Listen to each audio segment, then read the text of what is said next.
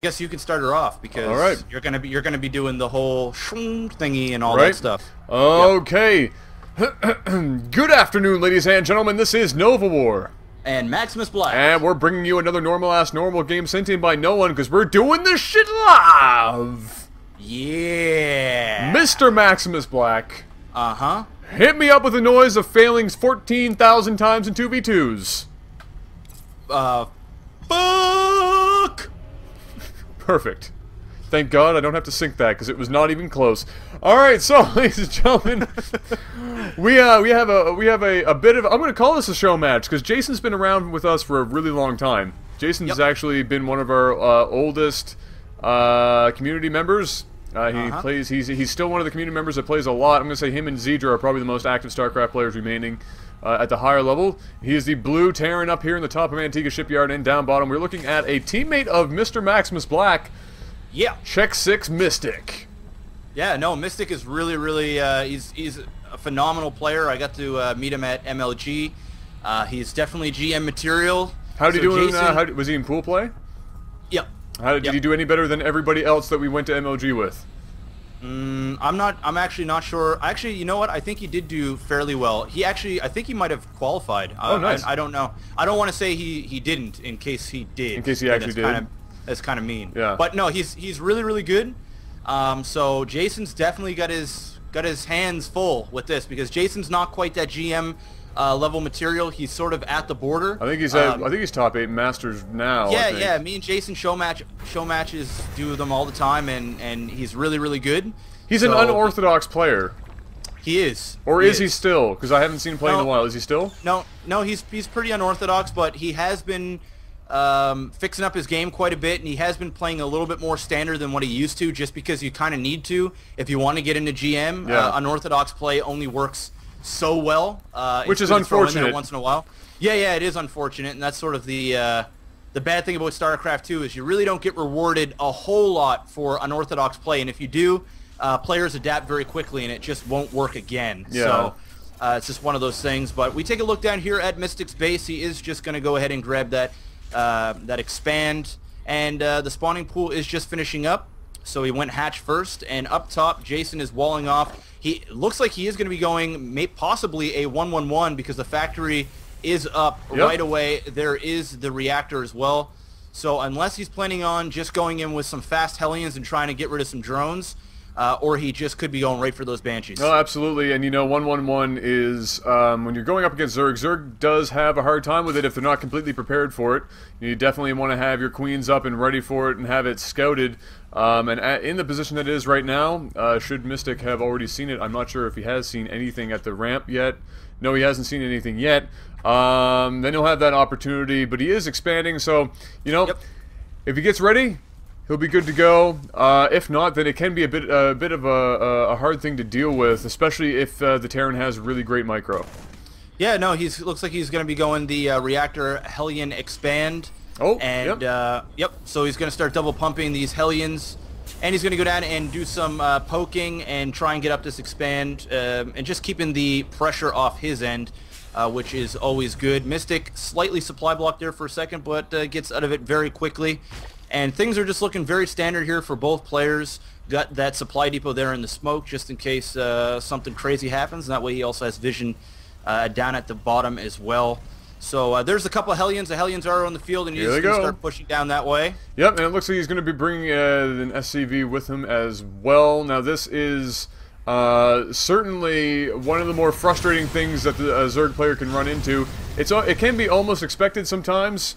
Because especially when you have that expand go up as a Zerg, you almost want to expect Hellions to be on the way relatively soon for that harass. And I think Hellions had like a bit of a spike in use in TVZ in the last couple of months. Like I've been hearing a lot about drops with large numbers of Hellions, like 6 Hellions or something, and just melting drone lines.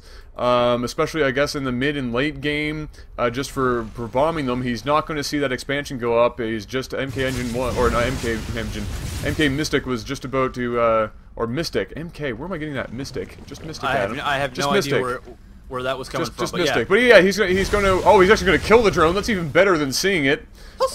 And these 3 queens are going to push out to try and chase them back. He does have the queen count now to handle those, and he will be fine for now.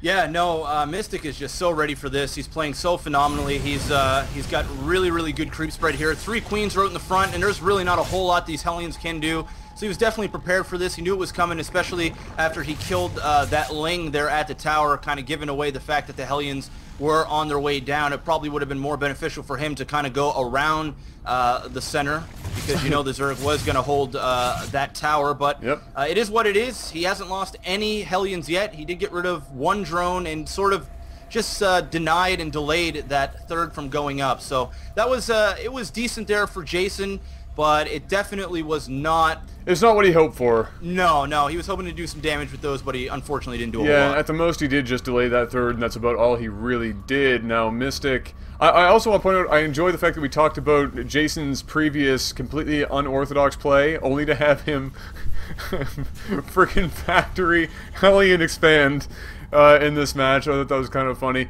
Mystik getting all sorts of aggressive with these creep tumors. That is hell of aggressive. That's GM material creep spread that is hell of crazy. I mean, I always enjoy looking at higher level Zergs, and everybody has their own kind of style of getting the creep spread out. Some people are very picky and want everything to be pretty. You'll see some Zergs put the first 4 or 5 creep tumors in an arc and spread out across the map that way, because it's a bit more efficient. Other people just go absolutely ape shit, like we're seeing here in Mystik, and just like thousands of creep tumors everywhere. Yeah. And look at this, these Hellions are going to come down. They're not going to be able to do anything now that the creep spread is out. The roaches are on the field. They're going to be able to control that tower. The queens are out. Mystik's got his 3rd up, and he's looking awfully damn good right now, sir. Yeah, well, the reason why he's able to do so much creep spread is because he knew that the Hellions were coming, Extra so queens. obviously he got a bunch of queens, and well, you might as well make good use of them instead of sitting there on full energy. And then, of course, you know, they are going to be able to, you know, to multiply, and he's just doing such a great job at the creep spread. And I'd reckon we're probably going to see him take a gold as well if Jason continues to give him more and more time. Unfortunately for Jason, he's not able to knock down this creep very well with these Hellions, although he is now trying to move in here. Okay. He is going to be able to sneak in. Question is, how many drone kills is he going to be able to get? He already has 2 of them, 5 in total now, 6 go down. This is a very nice run by Jason. One of the Hellions do fall, and he's actually going to lose them all. Ooh, that second wave there of roaches was not good for Jason, but he managed to do some kills. And well, you might as well use those Hellions while they're useful, because they're not really going to do a whole lot later on here in the game unless you were to do some fancy drops with them on different expands. Yeah, exactly. But that was good. No, it was decent. It was better than his first attempt, and he at least got a couple of kills out the door. Unfortunately, he is still kind of back in terms of if we look at workers right now, he is kind of back from that. He is down 16 workers, 17 workers, and even with a couple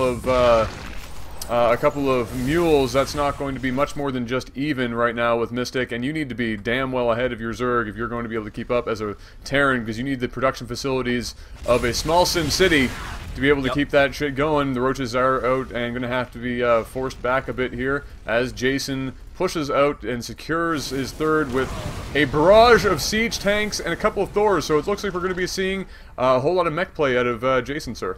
Yeah, it's going to be all mech, and you know what? Look at that. Ooh, Mystik did a phenomenal job at coming, putting down creep.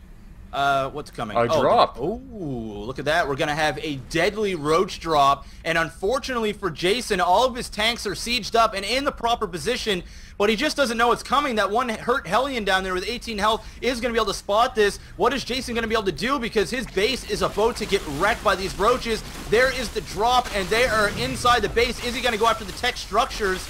And no, he's going to go right in after those SCVs. And I don't know how much damage he's going to be able to do here. I think if I was Mystik, I'd be going after all of these tech labs and whatnot, because here comes the mech. He is melting quite a bit of SCVs, 12 of them, 13 of them going down, and this is going to hurt considering that Mystik is already in the lead from drones to SCVs, and oh dear, these Thors are having a tough time getting up into the base. A couple of roaches are falling, the tech structures are down, the roaches are starting to get melted, and Mystik still able to hold on to 7 of those roaches. And down here in the front, Another Oh! roach by, and these siege tanks are going to fall. Yeah, so Mystik kind of picking apart Jason here at the seams. That was a really great hit. I would have agreed with Jeff there also to try and get rid of all those tech structures and get rid of the production facilities first, but he was quite comfortable. I mean, let's be honest, Jason had a very slow army composition, being stuck with mech like he was, and he's actually against the ropes with another solid push here from Mystik, which seems to be coming up. He's 153 supply to 48. I think Mystik is about to win the game.